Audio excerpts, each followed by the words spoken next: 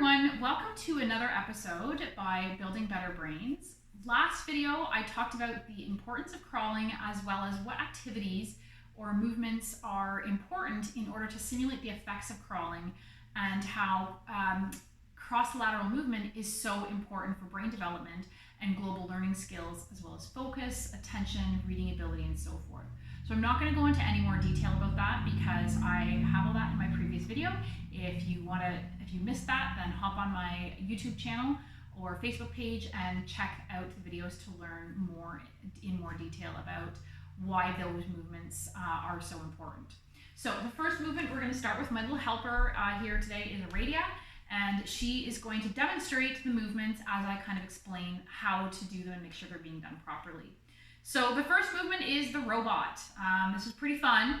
Usually kids don't complain too much about this. Basically they're marching on spot, their arms are nice and bent at a 45-degree angle, and they're just lifting opposite sides of the body. Right arm goes up, left leg goes up, and vice versa. And then I say stop.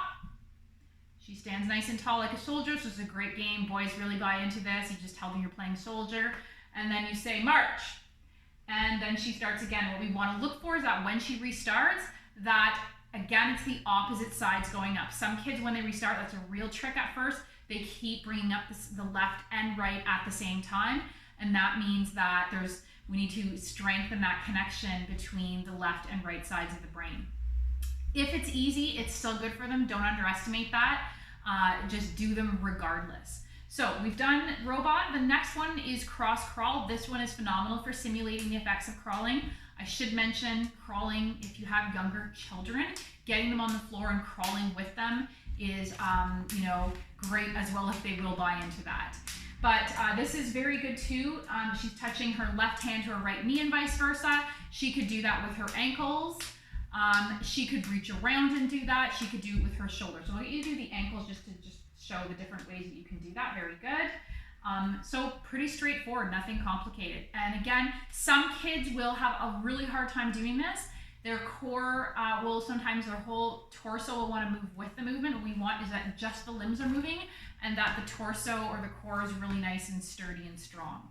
And again, whether this is hard or easy, it's important that kids do it regardless. And I also want to emphasize the importance of slow movement. So connections in the brain are solidified when we go nice and slow. When we go too fast, it doesn't integrate as well. Lazy 8s.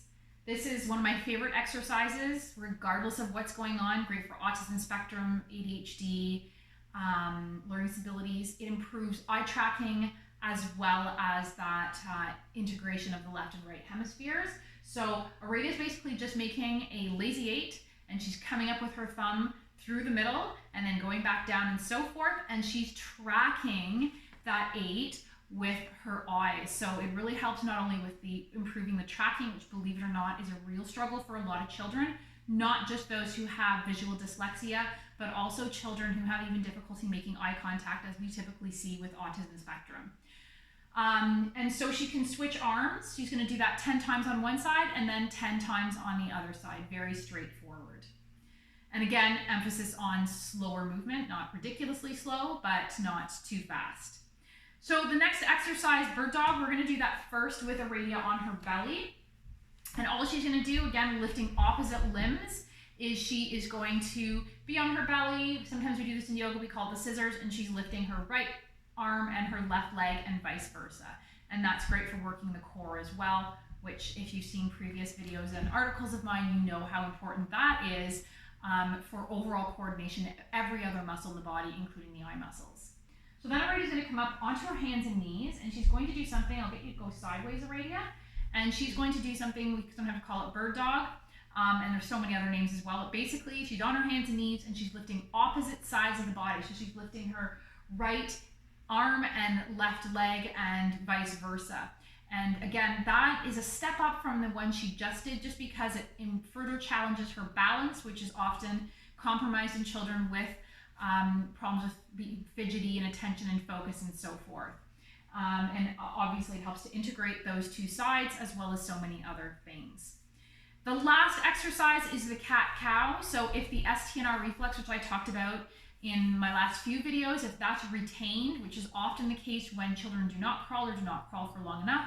And what they do is basically that nice cat-cow pose we see from yoga. So we're really curling up that back and tucking that chin in as we come down.